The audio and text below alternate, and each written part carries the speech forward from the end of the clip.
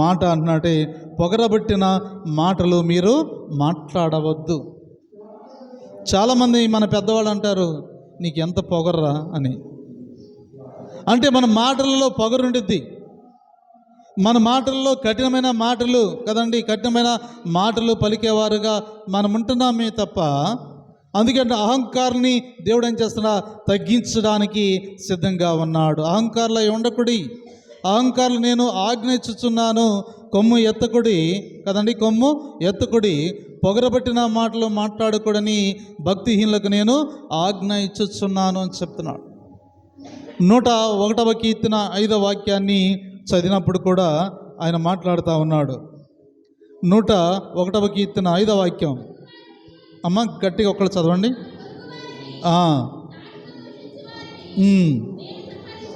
చాలు. తన పొరుగువాడినంట సాటుగా దూషిస్తారు.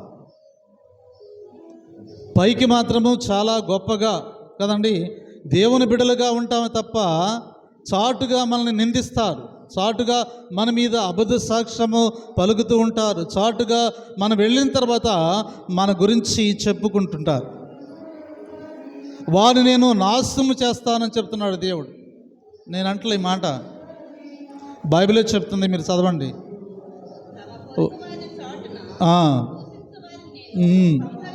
సంహరించదను కదండి. చాలు చాలు. నా పొరుగువాడినంట దాసుగా సాటుగా దూషించిన వాడినంట ఆయన సంహరిస్తాను. మనము చాటుగా కానీ నిరీతిగా కానీ కదండి డైరెక్ట్గా మాట్లాడలేము. అందుకే ఏం చేస్తామంట, మనదంతా సాటు ఆటు వ్యవహారం, సాటుగా మాట్లాడుతూ ఉంటాం.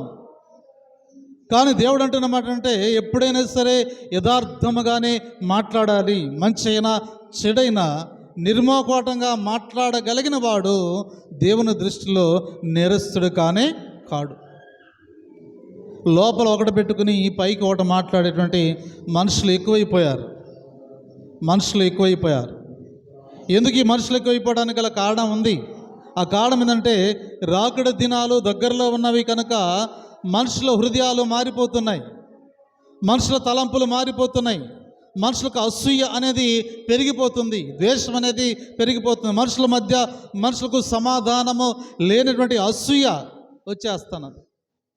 ఒకే స్థలంలో ఉంటాం, ఒకే సన్నిధిలో ఉంటాం, ఒకరికొకరు వందనాలు పైకి మాత్రమే చెప్పుకుంటాం, కానీ మనస్ఫూర్తిగా మనం చెప్పుకోలేనటువంటి పరిస్థితి మనకు. ఎందుకంటే హృదయము చాలా గర్వముతో నిండి ఉన్నది.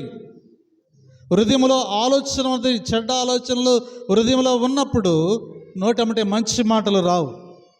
అందుకే ఉన్నాడు దేవుడు, గర్విష్ఠులను అహంకారులని వారు ఏం చేస్తారంట, వాళ్ళని అణగద్రొక్కడానికి నేను సిద్ధముగా ఉన్నాను. యెహోవాకి అసహ్యమైన కార్యములు మీరు చేస్తున్నారు, మీరు కార్యములు చేస్తున్నారు కనుక మిమ్మల్ని నేను అసహించుకోవడానికి సిద్ధపడుతున్నాను.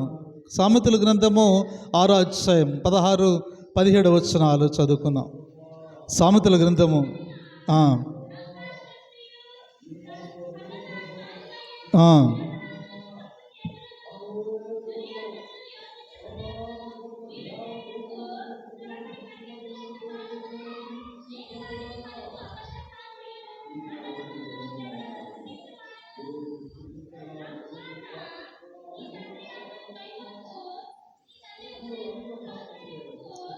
సామెతల గ్రంథము 6వ అధ్యాయం 16-17.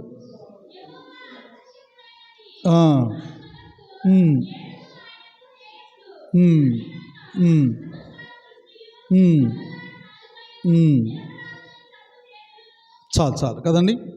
ఎలాంటి అంట అవి 6 కలవంట, వాటిలో 7ది కూడా ఉన్నది అని చెప్తున్నా. మనుషుల హృదయాలలోనూ మనుషుల యొక్క ఆలోచనలోనూ ఇవన్నీ కూడా ఉన్నవి.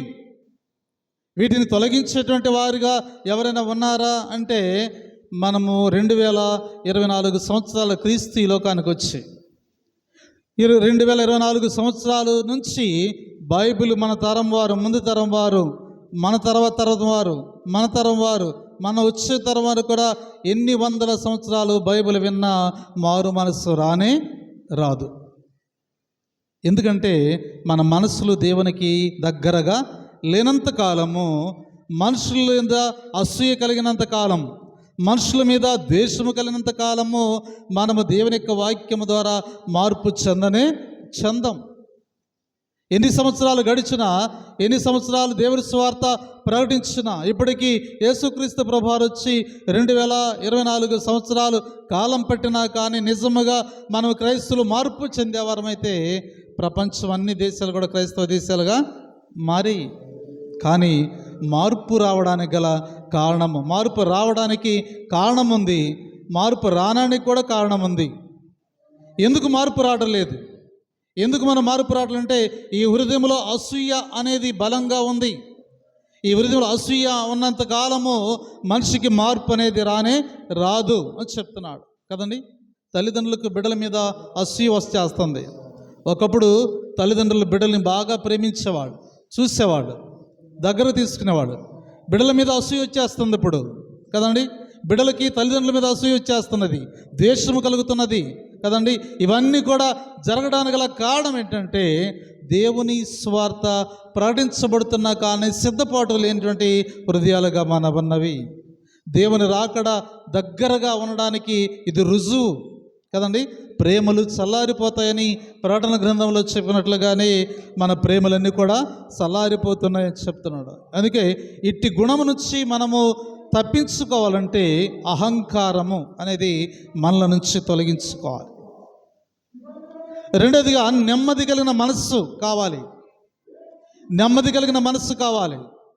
ఈ నెమ్మది కలిగిన మనస్సు ఎక్కడ కలుగుతుందంటే అది బైబిల్లోనే కలుగుతుంది. నీ వాక్యము నా పాదములకు దీపము, నా త్రోవకు వెలుగై ఉన్నది. అది నాకు నెమ్మదిని, సమాధానాన్ని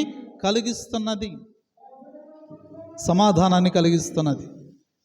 అప్పుడప్పుడు మనం యూట్యూబ్లో చూస్తూ ఉంటాం, కుటుంబాలకి సంబంధించిన యూట్యూబ్లో కొన్ని వస్తూ ఉంటాయి కదండి. భార్యకి భర్త ఫోన్ ఇచ్చినప్పుడు అమ్మ చేస్తుంది అని చెప్పాడు అనుకోండి, వాళ్ళ అమ్మ చేస్తుందని చొప్పున లేసిద్ది కదండి. మీ అమ్మ కాదమ్మా మా అమ్మ చేస్తుందంటే తల పగిలిపోతుందయ్యా, నేను మాట్లాడలేననిద్ది కదండి.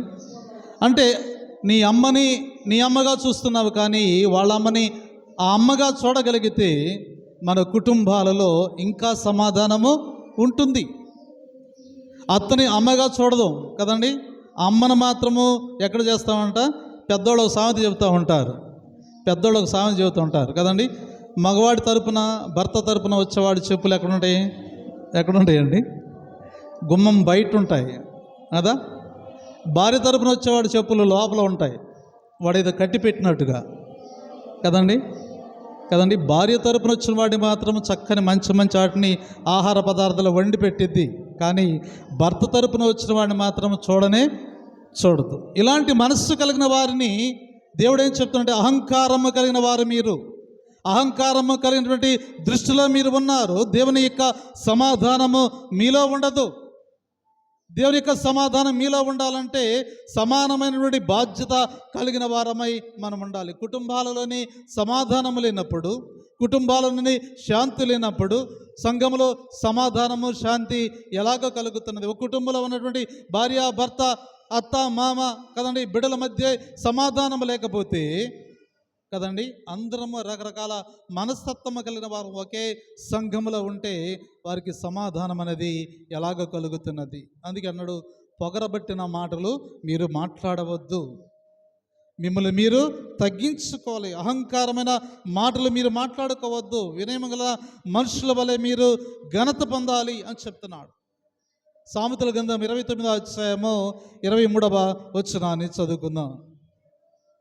సామెతల గ్రంథము 29వ అధ్యాయం 23వ వచనాన్ని.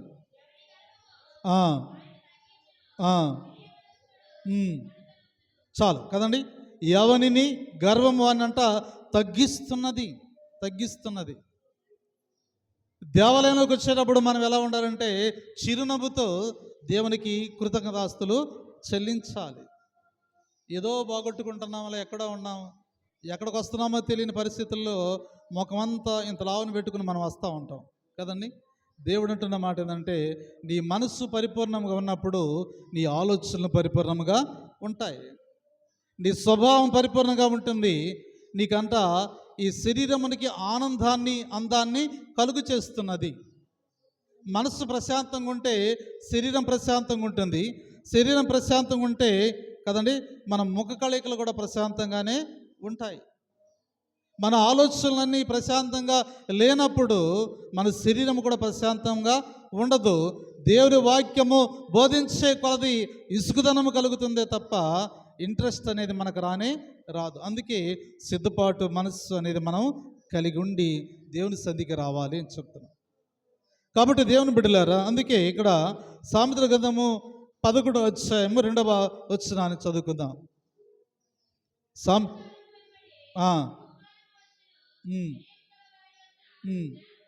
కదండి, వినయము కలిగిన వారి వద్ద జ్ఞానం ఉంటుందంట. దేవుని సన్నిధిలో ఎలా ఉండాలంటే వినయము కలిగి ఉండాలి. గర్వముతో కూడిన మాటలు మన నోట మాట్లాడే ఆడెంత ఆమెంత నా కింద కదండి. ఎవరికి దేవుడు ఎంత ఇచ్చాడో అంతే. కానీ దేవుడు అంటున్న మాట ఏంటంటే నీకన్నా కదండి, నీకన్నా ఇక్కడ ఈ ధనవంతుల కన్నా ఎవరు పోతారంట? దరిద్రులే దేవుని యొక్క రాజ్యానికి వారసులు అవుతారని చెప్పి. అబ్రహాము రొమ్మున ఆనుకున్నటువంటి లాజరు పేదవాడే, ధనవంతుడు కాడు, గర్వపడలేదు కదండి, నాకేమీ కొదువు లేదని అనుకోలేదు. కానీ దేవుని యందు భయభక్తులు కలిగి ఉన్నాడు. దేవుని యందు భయభక్తులు కలిగి ఉన్నాడు కనుక ఆయన చనిపోయాడు, ధనవంతుడు చనిపోయాడు. ఇద్దరు కూడా అక్కడ ఈ స్థలం నుంచి విడిచి వెళ్ళిపోయారు. కానీ అక్కడ స్థలాలు మారిపోయినాయి. లాజరు అయితే అబ్రహాము రొమ్మున ఆనుకుని ఉన్నాడు. ఈ ధనవంతుడు మాత్రము అగాధములో ఉన్నాడు. అంటే లాజరుకి ఆయనకి చాలా వ్యత్యాసం అక్కడ కనబడుతున్నది. అంటే తాను భూలోకంలో తగ్గించుకున్నాడు కనుక దేవుని దృష్టిలో హెచ్చించబడ్డాడు. కాబట్టి ఇక్కడ ఏమంటే అహంకారులుగా మీరు ఉండకూడదు, తగ్గించుకొనండి, తాను తగ్గించుకొనండి. ఎంతకాలము బ్రతికేమని కాదు, బ్రతికినంత కాలము ఇతరులకి సహాయకుడుగా మనం బ్రతకాలి. కాబట్టి దేవుని బిడ్డలారా, రెండవదిగా ఆయన మాట్లాడుతున్నాడు. మత్తయి సువార్త 12వ అధ్యాయము 2వ వచనాన్ని చదువుకుందాం.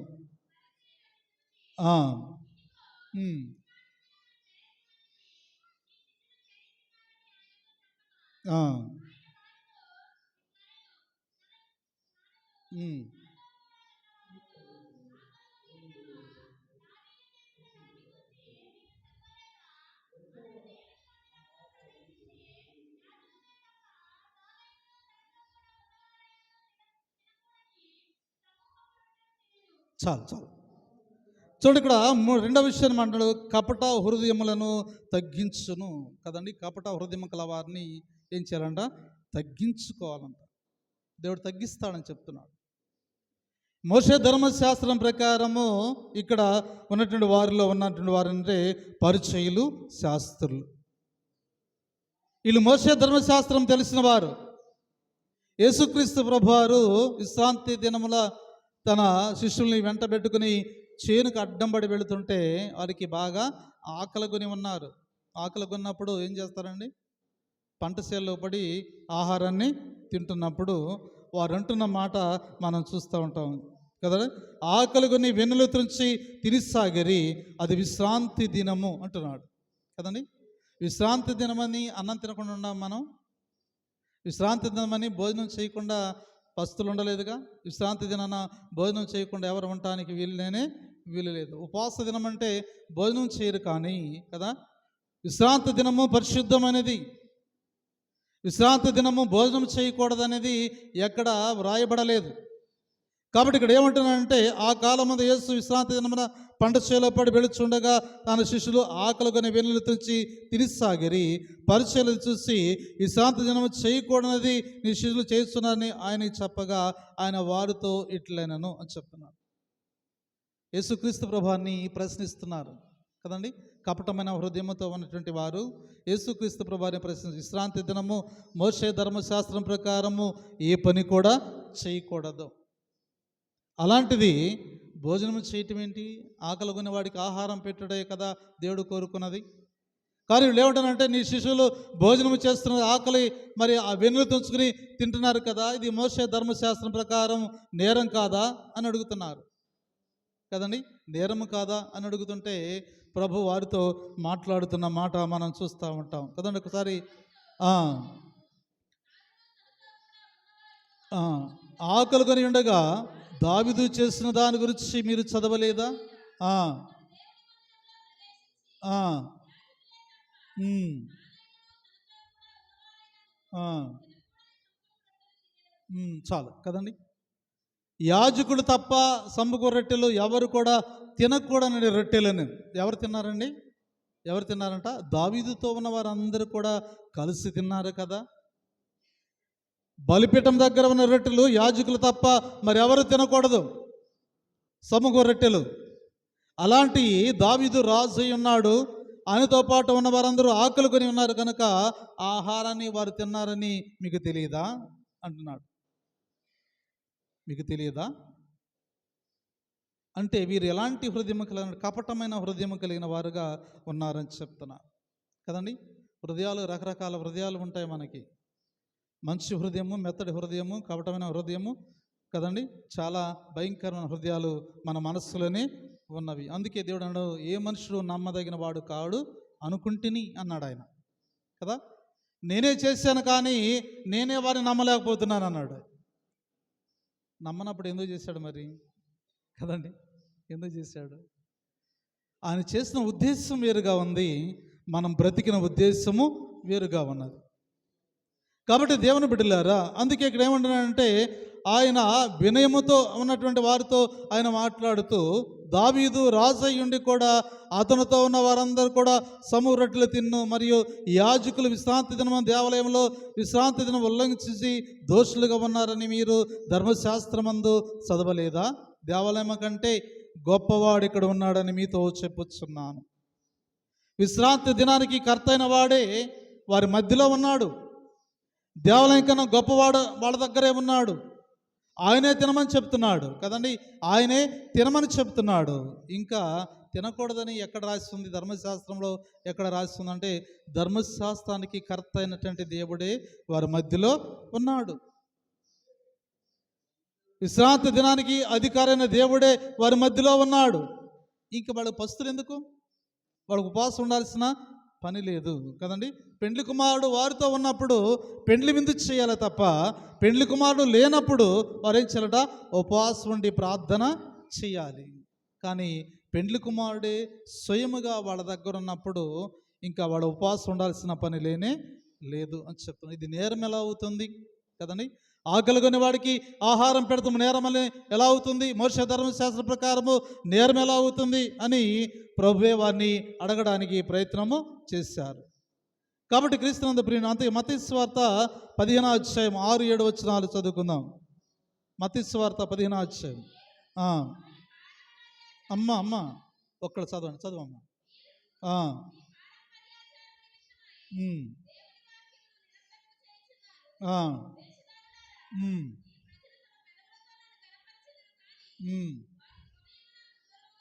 చాలు కదండి. వేషధారులారా, పైకి స్తోత్రం స్తోత్రం స్తోత్రం స్తోత్రం, ఒకటే కేకల గోల, ఎదుటోడు బీపీ పెరుగుతుంది కదండి. పైకి మాత్రం పెదవులతో స్తోత్రం స్తోత్రం స్తోత్రం, హల్లెలూయా హల్లెలూయా హల్లెలూయా కేకలేస్తాం. ఇక్కడ బీపీ బాగా పెరుగుతా ఉంది. హృదయంలో ఒకట పెట్టుకుని పైకి నోటితో నీవు మాట్లాడుతున్నావే, అది దేవునికి ఇష్టం లేదు. హృదయానుసారముగా దేవుణ్ణి ఆరాధించేవారుగా ఉండాలి తప్ప, దేవుణ్ణి ధ్యానించేవారుగా ఉండాలి తప్ప కదండి. పై పెదవులతో దేవుణ్ణి ఘనపరిస్తే దేవుడు మనలాగా మోసపోయేవాడు కానే కాడు. అంతటా అందరినీ తప్పనిసరిగా ఆయన చూస్తూనే ఉన్నాడు. కాబట్టి దేవుని బిడ్డలారా, లోపల ఒకటి పెట్టుకుని పైకి ఒకటి మాట్లాడేటువంటి లోభమైనటువంటి భూయిష్టమైనటువంటి మనుషులాగా మనం ఉన్నామేమో. అలాంటి మనస్తత్వాల్ని తొలగించుకుందాం, యథార్థంగా బ్రతుకుదాం. బ్రతికే మన జీవిత కాలం చాలా చిన్నది. ఎప్పుడు చనిపోతామో తెలియదు, ఎప్పుడు మరణం వస్తుందో తెలియదు, ఎప్పుడు ఎవరిని తీసుకెళ్తుందో తెలియదు కదండి. అకస్మాత్తుగా ఈ క్షణంలో ఏం జరుగుతుందో తెలియదు కదా. ఇంటికి వద్దాం అనుకున్నటువంటి వ్యక్తి ఒక్క నిమిషంలోనే మరణించాడు, మనందరికీ తెలిసిన విషయమే కదండి. ఇంటికి వచ్చేద్దాం అనుకున్నాడు, కానీ ఎక్కడికి వెళ్ళాడంట? ఆ ఇంటికి వెళ్ళిపోయాడు. కాబట్టి దేవుని బిడ్డలారా, మన జీవితాలు ఎలాంటి అంటే నీటి మీద బుడగ లాంటిది. అది అనుకుంటుంది ఈ సముద్రము ఆ వైపు వరకు ప్రయాణం చేయాలి అనుకుంటుంది బుడగ, కానీ ఆ ప్రాంతానికి వెళుతుంది, ప్రయాణం చేస్తుంది, హుషారుగా ఆనందముగా ప్రయాణము చేస్తుంది. సముద్రంలో ప్రయాణం చేస్తుండగా నడిబొడ్డుకి వెళ్ళేటప్పటికి కదండి, మధ్యలోకి వెళ్ళేటప్పటికి గాలి విస్తారంగా వీసిపోయింది కదండి, బుడగా పగిలిపోయింది, తన ప్రయాణము ఆగిపోయింది. మన జీవితం అంతే. కొద్ది నిమిషాలైనా, కొన్ని గంటలైనా, కొన్ని దినాలైనా మంచిగా బ్రతుకుదాం కదండి, అందరితో కలిసి బ్రతుకుదాం. తారతమ్యాలు లేకుండా ఆప్యాయత అనురాగముతో బంధాలని ముడివేసుకుందాం. బంధాలని తెంచుకుంటున్నాం ఇప్పుడు, కానీ బంధాలని ముడివేసుకోవాలి. ఇప్పుడు ఏం సంపాదించుకోవాలి, రానున్న దినాలలో ఏం సంపాదించుకోవాలంటే, ఇప్పుడు వరకు ధనాన్ని సంపాదించుకున్నాం, బంగారాన్ని సంపాదించుకున్నాం, వెండిని సంపాదించుకున్నాం. ఏ ఇంట్లో బీరువా తీసినా వెండి బంగారము ధనం ఉంటుంది, కానీ బంధాలు కనబడదు. బంధాలు కనబడుతున్నాయా? బంధాలు ఎక్కడ దాస్తున్నాం మనం? అనుబంధాలేవి, ఆప్యాయతలేవి ఎక్కడున్నాయి? ఎక్కడికి వెళ్ళినాయి? ఇవన్నీ ఎక్కడికి వెళ్ళినాయి కదా? దూరంగా వెళ్ళిపోతున్నాయి కదండి. అహంకారమైనటువంటి హృదయము మన దగ్గర ఉన్నంత కాలము మన దగ్గరికి ఎవరి రారు కదండి. బంధాలు, మనం చనిపోయినప్పుడు నలుగురు మోసుకెళ్ళే వాళ్ళైనా సంపాదించుకోకపోతే మన బంధాలు వ్యర్థమే, మన ఈ ధనం వ్యర్థమే, ఈ సిరి సంపదలు వ్యర్థమే. అందుకే బంధాలకి విలువ ఇవ్వండి, బాధ్యతలను గుర్తెరగండి. దేవుని సన్నిధానంలో తెగిపోయిన బంధాలని కదండి, ఆదాము తెంచుకున్నాడు బంధాన్ని. ఆ బంధాన్ని కలపడానికి, ఆ బంధాన్ని ముడివేయడానికి, ఆ సహవాసము దేవునితో కలిసి జీవించడానికి కడపటి ఆదామైన క్రీస్తు మన కొరకు ప్రత్యక్షమాయెను. కాబట్టి దేవుని బిడ్డలారా, అందుకే ఆయన అంటున్న మాట మనం చూస్తున్నాం, లోపల వేషధారుల వలె మీరు ఉండవద్దు. మత్తయి సువార్త 2వ అధ్యాయం 6-7 వచనాలు చదువుకుందాం. మత్తయి సువార్త 2వ అధ్యాయం 6-7 వచనాలు.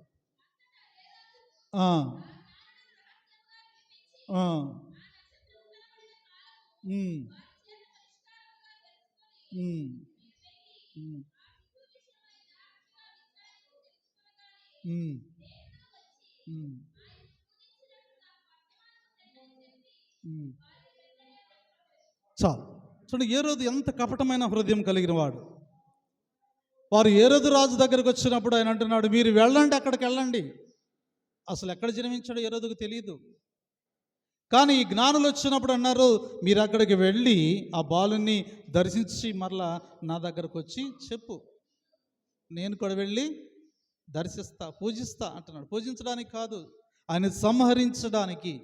నాకన్నా గొప్ప రాజుగా పుట్టడానికి వీలు లేదు, నాకన్నా గొప్పగా ఎవడు బ్రతకడానికి వీలు లేదు, నాకన్నా గొప్పగా పేర్లు ప్రఖ్యాతులు సంపాదించేవాడు ఎవడు ఉండటానికి వీలు లేదు అని అలాంటి గర్వమైనటువంటి హృదయం కలిగినటువంటి ఈ రోజు కపటమైన మాటలతో మాట్లాడే తప్ప కదండి, మంచి మాటలు ఆయన నోట రాలేదు. కానీ జ్ఞానులకి దూత ఏం చేస్తుంట, వేరే మార్గాన్ని చూపించింది. కాబట్టి దేవుని బిడ్డలారా, అందుకే అన్నాడు, మన మాటలు చెడ్డవి పలకకుండా జాగ్రత్తగా మన నోటిని కాపుదల పెట్టుకోవాలి. కీర్తనల గ్రంథం 34వ సంకీర్తన 13వ వాక్యాన్ని చదువుకుందాం. కీర్తనల గ్రంథము 34వ సంకీర్తన 13వ వాక్యాన్ని.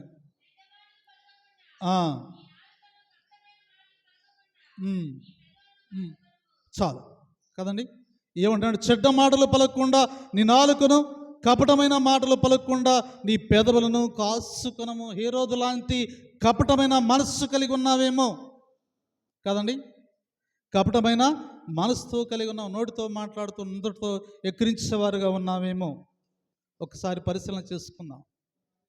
అలాంటి వారుగా ఉంటే దేవుని దృష్టిలో మనం చాలా చాలా నేరస్తులు. మనం ఎంత ప్రార్థన చేసినా ఆ ప్రార్థన ఆయన సన్నిధికి చేరదు. యథార్థంగా 1 సెకండ్ ప్రార్థన చేయి, మంచి మనసుతో 1 సెకండ్ ప్రార్థన చేయి, ప్రభు నీ ప్రార్థనకి బలమైన జవాబునిస్తాడు. కాబట్టి దేవుని బిడ్డలారా, అందుకే ఉన్నాడు, కపటమైన నాలుక కదండి, కపటమైన నాలుక కలగాడు దేవునికి సదాకాలము నిన్ను అణగదొక్కుతాడని చెప్తున్నాడు. ఎందుకంటే చెడ్డ మాటలు పలకకుండా నీ నాలుకను, కపటమైన మాటలు పలకకుండా నీ పెదవులను నీవు కాసుకోవాలి. నోటితో వచ్చేటువంటి మాటలు మనుషులను, కుటుంబాలని ఏం చేస్తుందంట, తగలేస్తుంది.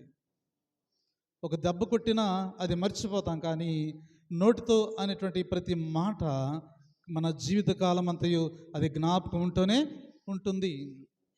కాబట్టి దేవుని బిడ్డలారా, దేవుని దృష్టిలో మనం ఎంత నేరస్తులమో మనకిప్పుడు తెలియదు. మన నేరాలు మనకు కనపడవు కదండి. మన నేరాలు మనకు కనపడవు. ఎప్పుడు కనపడతాయి? ఎప్పుడు కనపడదంటే న్యాయపీఠము దగ్గర ఆయన కూర్చున్నప్పుడు, మనము దోషులుగా నిలబడినప్పుడు, మన నేరాలన్నీ బయటకు వచ్చినప్పుడు అప్పుడు గుండెలు బాదుకుంటాం. అయ్యా, ఇంత ఘోరమైన నేరాలు నేను చేశానా? చేసినప్పుడు తెలియలేదా? చేసినప్పుడు తప్పించుకున్నావు కదండి. నేను అన్నానా ఆ మాట? అనలేదు ఆ మాట. కానీ అన్నట్టుగా రుజువు దేవుని దగ్గర ఉంది, మనుషుల దగ్గర లేకపోవచ్చు.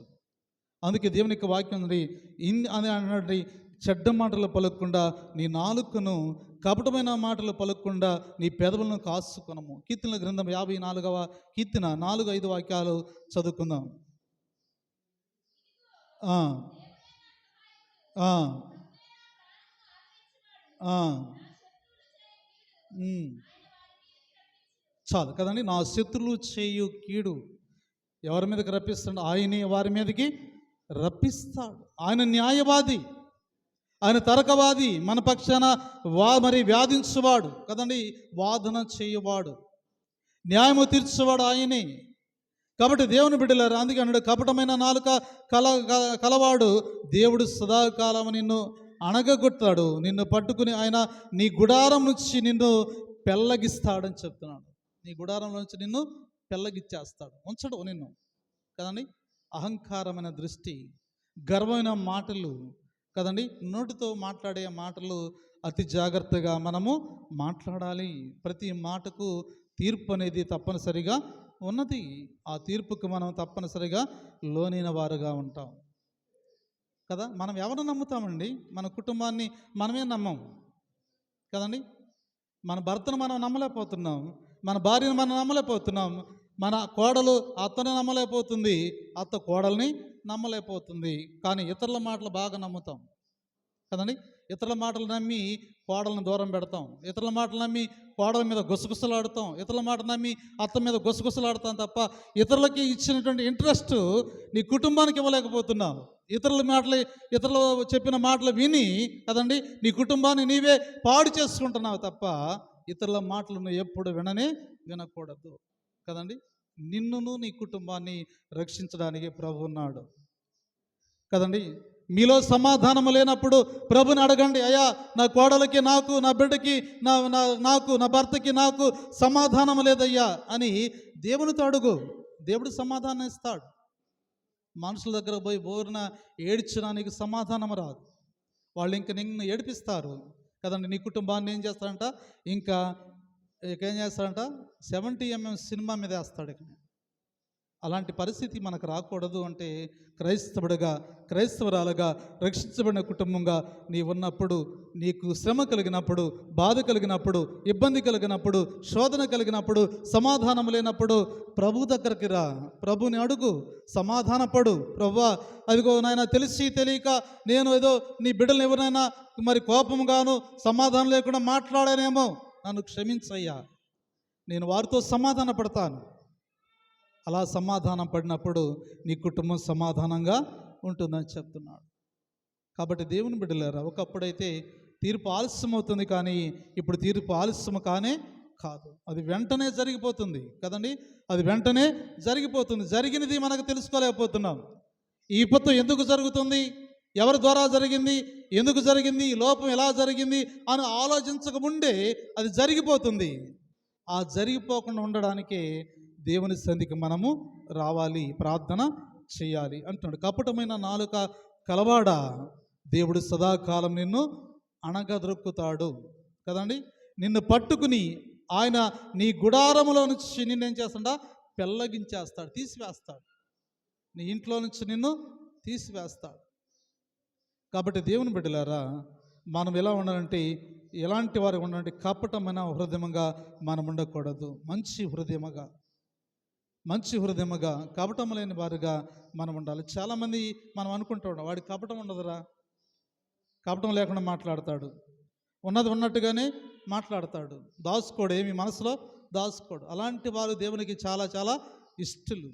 ఆదాము లాంటి వారు ఉన్నారేమో, అవమ్మ లాంటి ఉన్నవారు ఉన్నారేమో మనలో, జాగ్రత్తగా ఆలోచన చేయండి. అవమ్మ ఏమంటుంది కదా, ఆదాం ఏమంటున్నాడు, అయ్యా తప్పు చేశానయ్యా, నేను తిన్నానయ్యా, నీకు విరోధంగా చేశానని డైరెక్ట్గా చెప్పినట్టయితే దేవుడు క్షమించేవాడేమో. కానీ ఆయన అలా చెప్పలేదు. ఆయన ఎలా చెప్పాడు కదా, ఈ స్త్రీ అయ్యా అంటున్నాడు. ఈ స్త్రీ, ఆ స్త్రీ ఏం చెప్పింది, ఇదంతా నాకు తెలియదయ్యా, ఈ సాతాను చెప్పింది కదండి. సాతాను ఏమన్నా, నేనేముందో ఏదో ఒకరికి అన్నాను తప్ప వాళ్ళు తినమని చెప్పానా అని అంటుంది కదండి.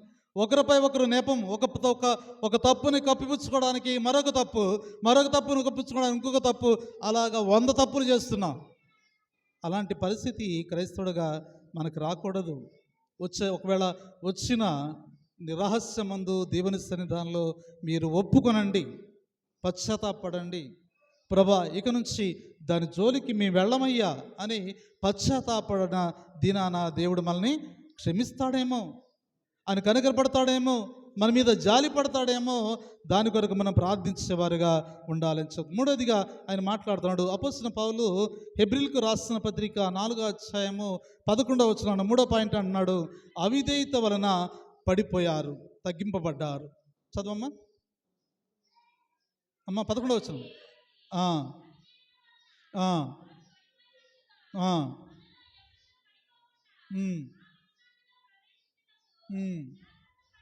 చాలు. ఏంటంటే ఆనాటి ఇశ్రాయేలు దేవుని ఇలా చూపిన అవిధేయత వలన పడిపోయి ఏమైపోయారంట, విశ్రాంతిలోకి ప్రవేశింపలేకపోయారు. విధేయతలు ఏంటంటిది కదండి, విధేయత కావాలి మనకి. మొదటిగా చెప్పిన మాట, యాజకుడు చెప్పిన మాటకి విధేయత కావాలి. పెద్దవాళ్ళు చెప్పిన మాటకి విధేయత చూపించాలి, మనం వినాలి. అది తప్ప ఒప్ప అనేది ఆలోచన చేసే శక్తి మనకుంది. మొదటిగా వినాలి. వినకుండా మనం ఏం చేస్తామంట, పెడచెవుని పెట్టేస్తాం. మన పెద్దలు చెప్పిన మాట మనం వినం, దాన్ని పెడచెవుని పెట్టేస్తాం. నువ్వు చెప్పేది మాకు తెలుసు ఇదంతా కదా. యేసుక్రీస్తు ప్రభువారు యవనస్తుడితో మాట్లాడుతున్నాడు, అయ్యా ఏం చేస్తాను, నీవు 10 ఆజ్ఞలు పాటించాలి. ఎప్పుడో పాటించా నేను, ఇవాళ కొత్త చెప్పేది ఏముంది. అయితే నీలో ఒకటి కొదువుగా ఉన్నది, నువ్వు పాటించావు రైట్, నీలో ఒకటి కొదువుగా ఉన్నది. ఆ కొదువు ఏంటంటే, నీ ఆస్తి అంతా అమ్మి పేదలకు పనిచేసి నువ్వు నన్ను వెంబడించు. ఇంత కష్టపడి ఇంత ఆస్తిని పోగేసుకుంటే ఇదంతా వదిలిపెట్టి నిన్ను వెంబడిస్తాను, నాకేంటి ప్రయోజనం కదా. చిన్నబుచ్చుకున్నాడు, ఆస్తిని విడిచిపెట్టి అన్నిటిని విడిచిపెట్టి నన్ను వెంబడించాయంటే చిన్నబుచ్చుకున్నాడు. కానీ దేవుడు అంటున్నాడు, ఇలాంటి వాడు పరలోక రాజ్యానికి చేరడు. పరలోక రాజ్యానికి చేరాలంటే ఆషామాష కాదు, రక్షణ పొందాలంటే ఆషామాష కాదు. బాప్తిసం పొందుతున్నాం కదండి, సరదా అయిపోయింది. బాప్తిసం తీసుకుంటున్నాం, కనీసం ప్రార్థనకు వస్తారా, రొట్టె బిరుస్తారా, ప్రార్థన చేస్తారా కదండి. ఇంకా ఎక్కడ రక్షణ పొందావు నీవు, ఎక్కడ మారు మనసు పొందావు నీలో ప్రార్థన జీవితం ఎలా ఉన్నది? ప్రార్థనా జీవితము కలిగి బాప్తిసం పొంది రక్షణ పొందితే నువ్వు ఎక్కడుండాలి, ఏ స్థలంలో ఉండాలి? దేవుని సన్నిధానంలో ఉండాలి. నువ్వు ఎక్కడుంటున్నావు కదండి. టీవీలకు అతుక్కుంటున్నారు, సీరియల్ చూస్తున్నారు కదండి, సినిమాలు చూస్తున్నారు, ఆటపాటలతో వాడి జీవితాన్ని వారే చేతులారా పాడు చేస్తున్నారు. రక్షణ పొందినటువంటి నీవు పొందిన వారితో సహవాసం చేస్తున్నావు. ప్రత్యేకించబడిన దానివు కదండి, ప్రత్యేకించబడిన వారం మనం, దేవుని చేత రక్షించబడిన వారం. ప్రార్థనా జీవితం లేదు, అనుకూలము సమయము దొరికినప్పుడు ప్రార్థన మన జీవితానికి కావాలి. కానీ ప్రార్థన మర్చిపోయి ఎలా ఉండామంటే అవిధేయత వలన పడిపోతున్నాం కదండి, పడిపోతున్నాం. సౌలు జీవితంలో ఎప్పుడు పడిపోలేదు. సౌలుగా ఉన్నప్పుడు దుర్మార్గుడుగా ఉన్నాడు. పౌలుగా మారిన తర్వాత తన జీవితంలో ఎప్పుడు కూడా పడిపోలేదు. ఎందుకంటే దేవుని కొరకు నిలబడ్డాడు, నిశ్చిత కలిగి ఉన్నాడు. ప్రాణము పోయినా సరే, సావైనా బ్రతుకైనా దేవునితోనే బ్రతుకుతాను, దేవునితో కలిసి జీవిస్తాను అని నిశ్చయించుకున్నటువంటి సౌలు మారు మనస్సు పొందిన తర్వాత, పౌలుగా మార్చబడ్డ తర్వాత దేవుని దర్శనాన్ని చూశాడు కదండి. దర్శనాన్ని చూసి దేవుని పరిచారకుడుగా ఆయన మారిపోయాడు. మనం కూడా మారు మనసు పొందాం, బాప్తిసం పొందాం, రొట్టె ద్రాక్షరసం తీసుకుంటున్నాం, క్రమం తప్పకుండా అన్ని ఆరాధనలకు వస్తున్నాం. కానీ మారు మనసు లేదు కదా.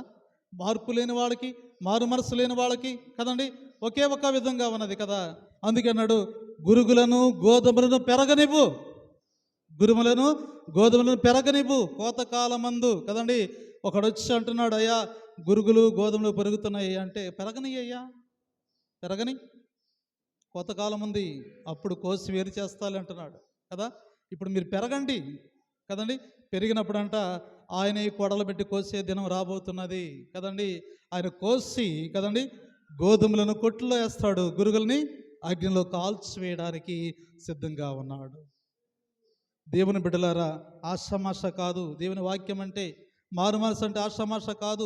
మారు మనసు పొందిన నీ నోటికి కాపు లేదు, మారు మనసు పొందిన నీ హృదయంలో మంచితనం లేదు, మారు మనసు పొందిన నీవు ఇంకను అసూయతోనే ఉన్నావు, మారు మనసు పొందిన ఇంకా ద్వేషంతోనే ఉన్నావు, మారు మనసు పొందిన కపటమైన హృదయంతోనే ఉన్నావే తప్ప ఎప్పుడు మంచి హృదయం వస్తుంది?